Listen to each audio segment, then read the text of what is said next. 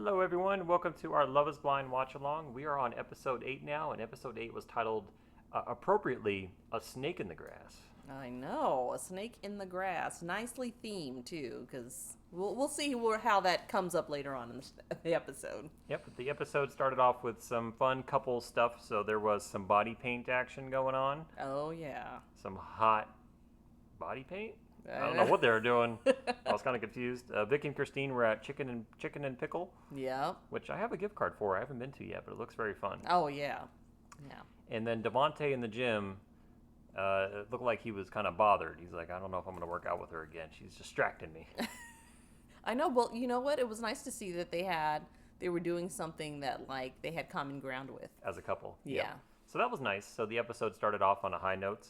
After that, shortly after, we had a reveal of Jess's house, Yes. and it was full of snakes. Full of snakes, snake themed everywhere. And I don't know. I've seen people have like animal themes. Like I've seen leopard, cheetah. I've even seen people that are like, oh, I really love like panda bears but you like snakes. It just, I don't know. Maybe, I think it was before I said that she reminds me of a Hallmark character. But then there's this like part of Jess that's like totally opposite from that. So We had some interesting theories about Jess Yeah, that we won't yeah. talk about. because it wasn't just the snake theme, it was also the bedroom. It was Yeah. pretty much black walls. Yeah. It was. I mean, I not judging anyone that likes to sleep in a black room, but it just felt like I don't know. It just I didn't expect her home to look like that. Jess has lots of layers, Yeah. and Yes. we could just probably leave it at that. Jess has lots of layers that we're probably not going to find out a whole lot Yeah. about her personality. We're just seeing very surface level Jess. Yeah. But if you were to get to know her on an intimate level, I think that you would, you'd have some surprises. Yeah. And then I was expecting too. Okay, she owns a snake. No, she doesn't even have a snake. She doesn't even have I a don't snake. think she had. Did she have any pets? I don't Because think Chris so. had a cat. It Yes, showed Chris Chris's had a cat. Yeah. I don't remember seeing her have any pets. So No. she just likes snakes but doesn't want to have a snake. Yeah. So Interesting. yeah, everybody has their own thing going on. There were what else did we have going on in that episode? Let's see. Oh, so the Alex conversation. That's what I was going to bring up. So Yes. Alex had a conversation with. It was kind of a it started as it connects back to the whole body paint. I think it was like a mud thing. Wasn't like I don't know, it almost looked like mud. Like they were doing like like in spas where Oh, you yeah, have yeah. that's what it kind of Yeah. looked like, but it started from there. Like it Yes. stemmed from that. It was related to Ashley bringing up that she thought that her and Alex would naturally all. then have Get it sex after engaging in this sort of intimate body painting thing in the shower. And he ran out the. She made it sound like he ran out the door. Yeah. And then she said she was sexually frustrated. Yeah. So, I mean, once again, we have, Emma's like, I don't want people talking about my ovaries and my uterus anymore. I don't want any more conversations about that. And Ashley's saying, I want to have all the conversations about my vagina. Yep. That the whole show is centered around her. Yeah. Or centered around her and her sex life Yeah, and her I sexual know. desires. I'm like, I mean, I think it's pretty clear to say that Ashley likes having sex. Let's see that search history. Yeah. Yeah, what's going on? I mean, it almost kind of, I don't know. I don't know how, I almost kind of felt like Alex had to come up with, a lot of explanations as to why he didn't pursue sex with her in that moment. And she's like, oh, it's been 5 days, like, you're not, instigating sex with me. And essentially my libido, that I like to have sex, and I think she mentioned she was like, oh, I was horny On her period. And yeah, she was talking about her period, and I was like, somehow we had a whole conversation about her period. Yeah. And then around in the same conversation, they were also talking about her moving his water bottles around and stuff like that in the fridge. And Yeah. I mean, it was all over the place. And it sounds like they were just frustrated at each other, and they were nitpicking Yeah, it felt nitpicky, but I also kind of got the sense that that she was trying to. I don't know. It was almost as if she was trying to make it seem as if Alex couldn't have a day or days in which he didn't want to have sex. You know, just because he's a man doesn't mean he's like a sex toy robot. You know what I mean? Like, Yeah. I almost kind of felt like, she, it almost felt very superficial thing. It didn't seem like, oh, I wanted to be able to connect with you, or I thought we were having a really lovely, intimate conversation, and I thought that, the next thing we would do was have sex. But it almost just is like, I'm horny, and you didn't want to have sex with me. Well, You're not a imagine male the roles were prostitute. reversed, where it was the man saying that to a woman. A lot of women would have been calling, or a lot of women would have been calling him a Yeah, pig and a chauvinist and like, what is she, your sex toy? But yeah, because a woman said it to a man, I don't think people have the same reaction.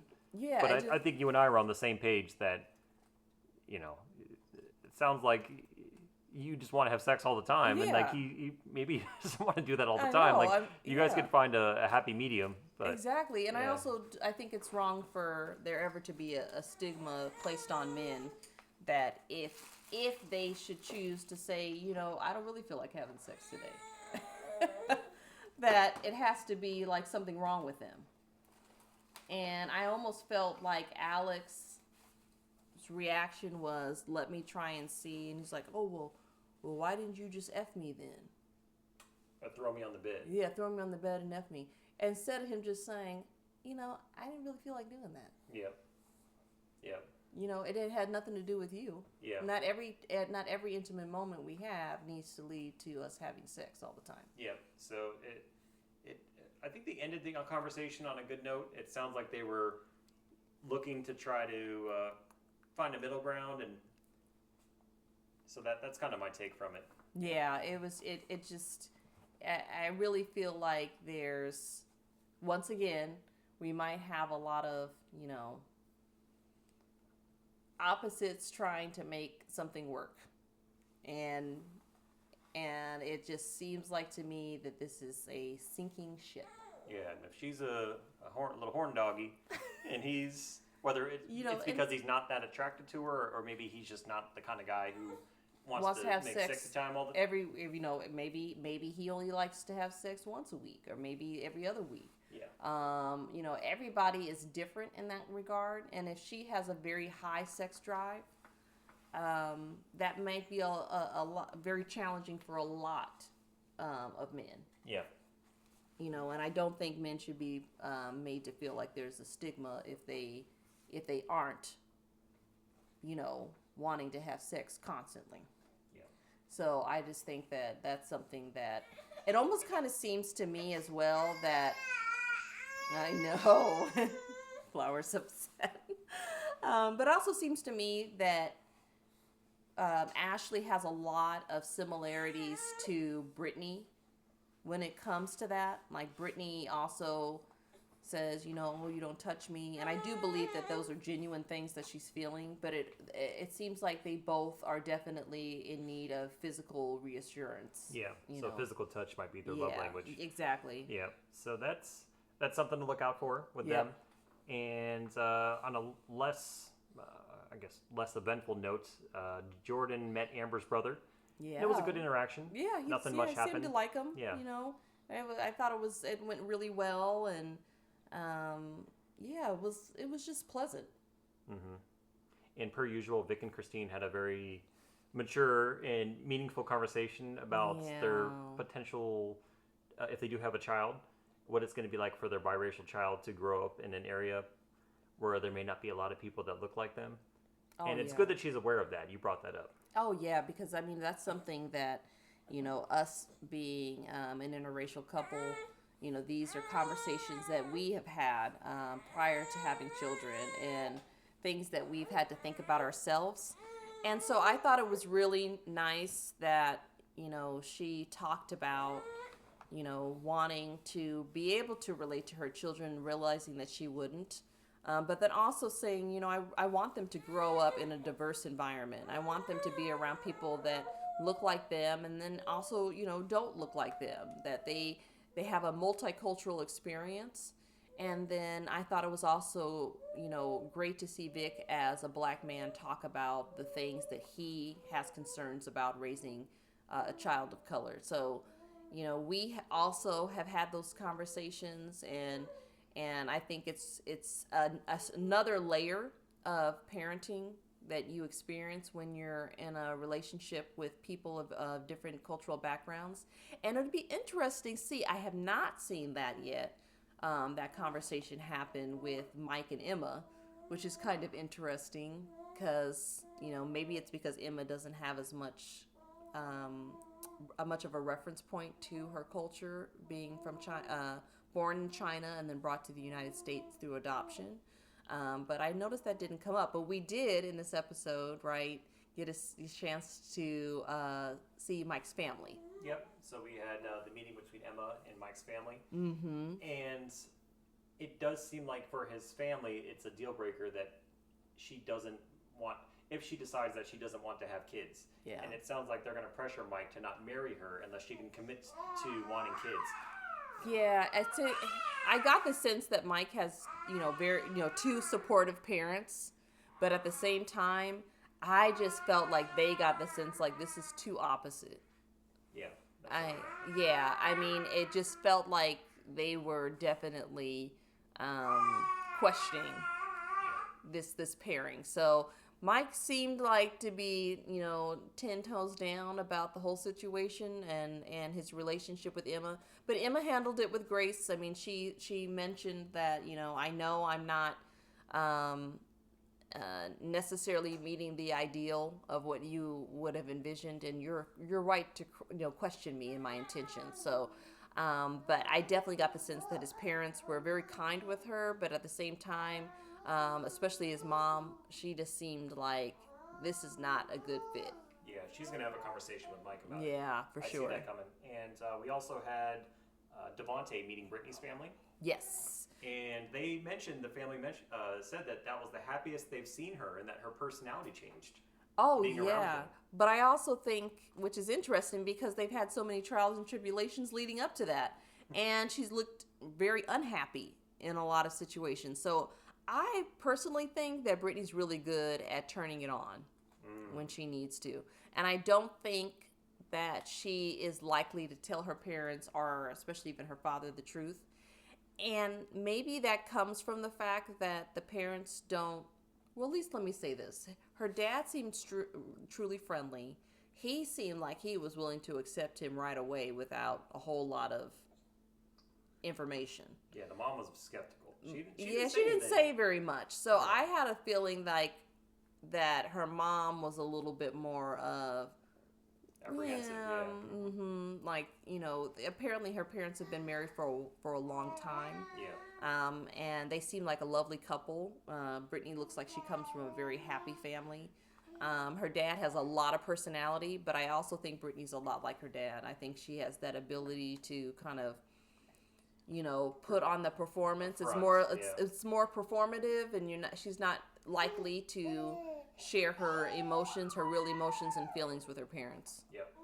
And they did have a one-on-one conversation with Devontae and her dad, and it went well, and they even had a little joke that they wanted to play on them at the end that pretending like it didn't go well, but that was just kind of their interaction in a nutshell. It went good, and I don't know if the dad asked enough questions to really know if he's the right one for the daughter. And then also you made a comment too that he said something as if like I'm passing her off to you. Yeah. And you're like, you're her father. You should never pass her off to him because you're always going to be in her life and always be her protector. Exactly. I mean, I think about, our daughter and how you are with her, and it's, no matter how old she gets, you're still her father. And I still believe that as a father, you still have to set the tone for, how your daughter should be treated, how she should be respected, because there's never going to be a man that's going to love and cherish your child the way that you're going to, because you've been there throughout from the very beginning, right? You're willing to give your life for your kids. So I think that's important for fathers to, it's not to say that you're not welcoming or considerate, as Floriana holds on to you, which for dear, she's so sweet. But it doesn't mean that you're not welcoming. But what it does mean is that, you just say that I'm forever present in my daughter's life. Like, I'll always be there. I'll always be her a certain level of a confidant, a support. And so you never want your child to feel like now you're handing them over somehow, and that You're on your own. you're on your own. We will always be a part of our children's lives, and when they're adults, we'll always be there to guide them the best that we can, and we'll be supportive of whoever partner, as long as they're doing the right things. Yeah. And they're treating our kids well. Yeah. And you can probably hear me. I'm straying away from the microphone because she's trying to add put her in her 2 cents. Yeah. But I agree with you that as she gets older, you can let me talk. You can let me talk. I'm trying to talk about you. I'm talking about you. So even as she gets older and she gets married, we're always going to be involved in her life. We're always going to be there as a sounding board if she ever wants to talk to us about anything. We're always going to be there to protect her if she's ever involved. Well, hopefully she never is, but if she's involved with someone who's potentially threatening, then we're pulling her out of that situation. Yes. You're not on your own. Like, we're right there to protect you. Exactly. And I think that's important for fathers to never make a man coming into their daughter's life feel as if that somehow they have their importance has been elevated, and that, okay, now you're more important than me. I'm handing her over to you. I won't be involved from this point moving forward. No, that's not happening. So, nice. Her dad, really nice guy. I just think that he made it a little easier than what Ashley's dad did. Yes. Ashley's dad definitely did not give that energy off. It was like, I will always be here questioning you. Yeah, it was kind of good cop, bad cop. Yeah. But the issue was there was no bad cop in that situation. So I actually joked with you that when we meet Floriana's potential, husband, whatever, that we're going to kind of play good cop, bad cop, and try to get every little bit of information out of them that we need. So. Exactly. So you gotta, especially when your child's in that early stages of, they're sort of in the throes of the romance. You got to have somebody there that's a little bit level-headed and objective and willing to ask the tough questions. And I think Ashley's dad did a really great job at showing her that. He knew that her head was a little bit in the clouds, so he had to ground the conversation and ask the questions that she probably wasn't willing to ask. And, ultimately, we seen kind of Alex waver. And I noticed that Brittany's dad didn't really do that. And so I think because he just asked these sort of softball questions, I can't say for certain that he was getting a real glimpse of who Devontae was. Yeah. And then we also saw Connor meet Bree's mom. Yep. Now, tell me this. Is this a natural tan, or is this a tanning bed? I mean, what's going on here? She looks exactly like her mom with the exact same tan. Exactly. They definitely look a lot alike. I would imagine they're probably very close. And yes, they both love a good tan. Yeah, they go tanning together. Yeah. But that was, again, another uneventful. I don't really remember much of what they talked about. Yeah, it was. I mean, her mom was very quiet, more observant. I mean, she really didn't. She held her cards close to her chest, and I didn't pick up whether she didn't like Connor, and I didn't pick up that she was, over the moon about him either. I mean, I just thought that it was just kind of pleasant. Yeah. All right, and lastly, I guess the most eventful thing that happened in this episode, Chris had a conversation with Jess, and the gist of the conversation was he said that Jess is not the kind of girl that he's typically attracted to. So he said that he goes for women that do CrossFit and Pilates every day and have those types of bodies. Right. Not to mention, women who do Pilates and CrossFit have two very different types of bodies. Mm-hmm. So typically, women that do CrossFit are more muscular, Mm-hmm. and women that do Pilates are a little bit more lean. Right. So it's like, which one do you want? Do you want her to be buff?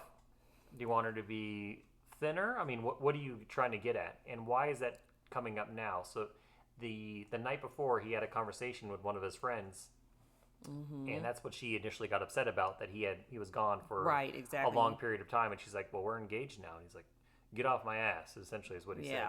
But you had a good theory that he may have had a conversation with the friend about his fiance, and the friend may have made a remark about her appearance, and it made him insecure, and now he's taking it out on her, because he didn't say anything like this before. No, before, I mean, he seemed like he was attracted to her, that he was essentially, validating her in every way. They seemed like they were, I wouldn't say in love, but definitely in lust. And so it was really shocking to me that he even went there. At first, I thought the conversation was going to go to, yes, people change their minds. That happens. Or maybe, it's hard filming. I've definitely seen in past seasons where people will talk about how they just need to get out of the house, or out of the apartment, need to get away from the crew, spend time with family. So I imagine the pressure has to be there, but then to be so cruel and nasty to Jess, to me, it was just like every insecurity that he has about himself, he just projected onto her. And my thing is that, I'm sure in an ideal world, Jess would have somebody taller than 5'5". You know what I mean? Like in an ideal world, she would have the guy that's the quarterback. He's not that. Yeah, she's the catch. Yeah. In an ideal world, she would have a guy that has something that he can bring to the table other than, barely seeing over it. So I just don't understand. He deserves it. Yeah. And what's funny too is he was everyone's favorite. And Yeah. a few episodes ago, we were talking about how he's the hunk of the show, and everyone loves Chris. Yeah. But now it's like he went into his villain mode. Yeah. I don't know what happened. Like he like drank some truth serum, or I just really believe, though, in some ways, and in all seriousness, I do think this happens a lot for people when in everyday dating situations. I think people will start dating somebody and they think they have a good sense of who they are, and then all of these issues and the nastiness starts to come out.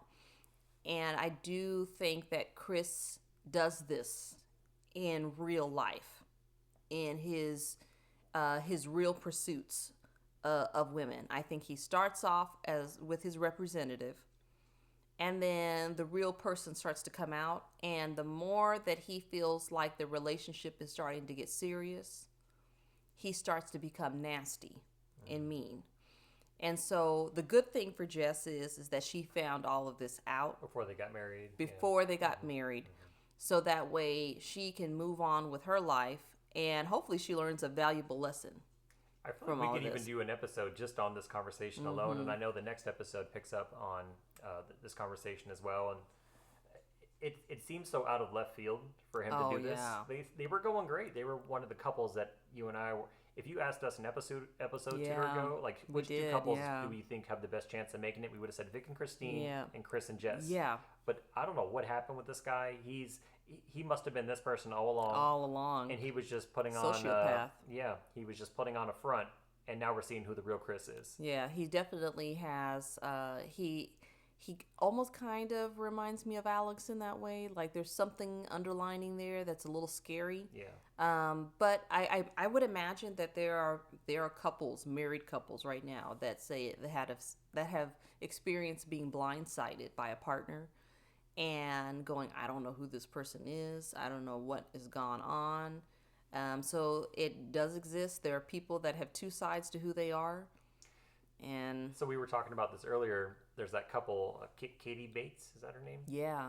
On YouTube, and my wife always watches this couple on YouTube, and they got married really young. He was 19 and 20, I believe. Yeah. And they have a bunch of kids, and they seem like a happy family. You always said there's something off about it. Yeah. But to me, I didn't see that. And then it came out a few months ago that he ended up cheating on her. Yep. and Yes. they shut down. Well, he had shut down his YouTube channel First. abruptly, Yes. and then it came out. He put out a statement, and then he said that he had cheated on her, and then they've kind of just disappeared from, at least from YouTube. She still posts on social media, and she stayed with him. Yeah. But I didn't see that. Oh yeah. See that side of him, but then Yeah. you can only hide who you are for so well, long. and apparently too was a situation. So this is Katie Bates and Travis Clark. They had a YouTube channel. Katie Bates was previously on a show with her family called Bringing Up Bates, and it was about I believe 19 kids, and they carried on sort of the fan base to YouTube. Yep. Multiple siblings have YouTube hundreds of channels. Thousands of subscribers. Yeah. Even her sister has a really big YouTube channel. Exactly. With, so they're Jesse McCartney look alike.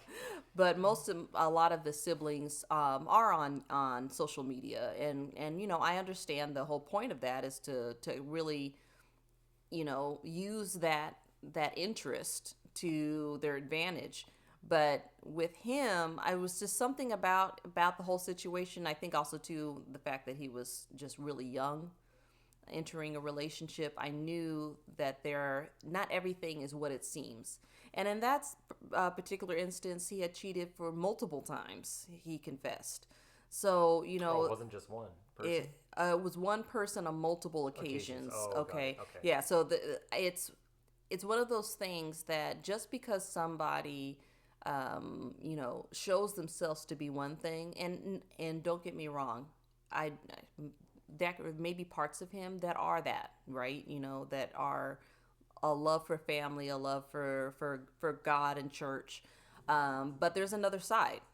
And the other side is a side that could be selfish enough to be engaged with in a side relationship, and to lie about it multiple times. Yeah. So this stuff happens all the time, and the good thing is Jess isn't like Katie, where she has 2 kids and sort of deep into a situation where you feel a sense of obligation and need to make it work. And in Katie's situation, she only has social media, so she doesn't have a full-time job. She's just a mom, right? With multiple kids now. With 2 kids now that she's having to raise. Jess is, independent, educated, an internal medicine physician, has her own home. She's not lots of snakes. Lots of snakes. She's not reliant on anybody. So the way I see it is that although what happened to her was exceptionally, I'm sorry, our dog. What happened to her was exceptionally embarrassing to have happen on national television, but she will walk away unscathed. Yeah. She ultimately will be okay. Yep. And again, she was the catch, Chris wasn't. And yes. Chris is not Mr. Olympia. Chris is not some 6'4", 6'5" specimen. No. Who has he's not Dwayne Johnson. Yeah. I mean, he's not The Rock. Who are you? No. Who are you? He's not even Kevin Hart. And Chris would probably wish he was Kevin Hart, because at least Kevin Hart has something. People are talking about Chris's height, and the biggest thing is that Chris has nothing going for him. He's a tiny man on the inside and the outside. Yes, exactly. He has nothing. He has nothing significant going on in his life. Because he didn't approach that at all like a true gentleman would have. If he wasn't interested in her, it wouldn't have been anything about her appearance. He would have actually been honest with her and just said, I just don't think... whatever the reason is. So, question to you then is that what would have been the thing to say in that situation? You've been paired up with someone. Maybe it took some time to realize that the attraction just wasn't there, and you're feeling like you're having to make it work. It can't just be the looks. It can't just be the looks. Mm-hmm. I feel like there has to be something else. And I think if he was to be honest with her and himself, then he could have told her in that conversation, this is why I'm having second thoughts. I'm willing to work on it, but if that's something that you don't want to do, then I understand. And then we can go our separate ways and end on good terms. But I feel like he's clearly insecure about himself, because how many times did he bring up in the pod stuff about his height and he clearly has things about himself that bother him. Yes. And I think that he's taking out his insecurity on her. He's being a bully. Oh yeah. Because I think I think if it, let's just say, you know, maybe it was that he realized he wasn't attracted. I think the appropriate thing would be to say is that I I don't know if there isn't work that I need to do on myself by myself, because you have so much going on for you, and I don't know why for me there's this barrier. It could be too that he feels intimidated because she has this great job. Could be And she had a very nice home. And I can't remember if I brought this up at the beginning of the episode, but one of his supposed exes, take this with a grain of salt, came out on TikTok, and she had a lot to say about him. That he's severely in debt. He's really far in debt. His job, he kind of half-asses at his job. She also said he's not even 5'8". She said he's shorter than 5'8". So probably is. And then also that he's just not a good person. Mm-hmm. And because they didn't, when they were sitting on the couch. How many exes are going to say good things about their their ex? So take that with a grain of salt. But I think seeing that conversation that he just had with Jess, some of that does seem to be true. Oh yeah, I mean when they were sitting on the couch, we couldn't see if Chris's legs hit the floor. So we don't know. But I can say that anytime anybody talks to somebody like that, it's more about them than it is ever about you. Yeah. So there's no reason to ever be mean or nasty, especially in front of all those that the production staff. I mean, even if he really did feel that way and he wanted to be honest with her, I would never have done that on camera. And to do it on TV. Like, she I would never. She seemed completely caught off guard. Like, they never had a conversation about this before. He waited till they were on camera to do it. Yeah. And you had a theory, too, that he was just trying to go out in, like, a blaze of glory and trying to... Yeah, I mean... It almost seems like he's acting... Yeah. Either he was acting before or he's acting now. Well, I mean, some people love to be infamous. You know what I mean? Like... It's going to ruin his life, though, because all those clips went viral. So the ones from this episode, the one from the next episode, those all went viral across multiple social media pages. But it's reality TV, and look at how many reality TV shows where people do not think about what it's going to be like. Spencer Pratt. Yep. What is life going to be like when this ends? And how are people going to see me? So if you are only chasing fame, you just have to know that this is good. There's going to be backlash, and that backlash can last for years. And Spencer Pratt is a perfect example of that. He's still facing it. Yeah. And how many years has the OC been off? 20. Yeah, I mean, early 2000s. And then, and you know, it really changed the entire course of his life. Yeah. And so for Chris, I don't think he has much going on anyway.